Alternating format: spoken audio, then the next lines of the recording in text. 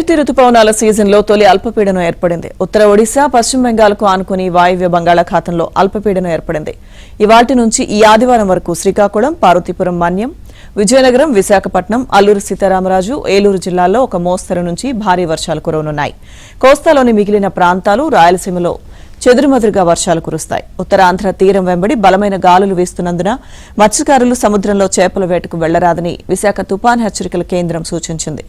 కాగా గుజరాత్ నుంచి కర్ణాటక వరకు అరేబియా సముద్ర తీరం పొడవునా ఏర్పడిన ఉపరితల ద్రోణి ప్రభావంతో పశ్చిమ భారతంలో అనేక చోట్ల భారీ నుంచి అతి భారీ వర్షాలు కురిశాయి.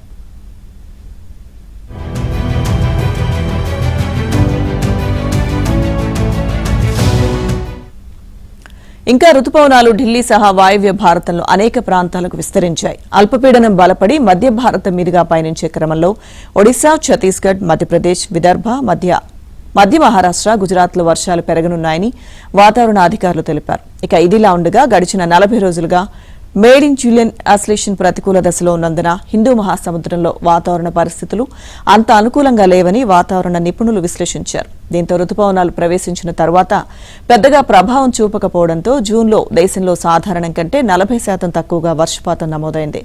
అయితే వచ్చే వారం చివరికి ఎంజీఓ 7వ దశకు చేరడం, ఎల్నినో బలపడే అవకాశం ఉన్నందున రుతుపవనాలు కొంతవరకు మందగిస్తాయని పేర్కొన్నారు.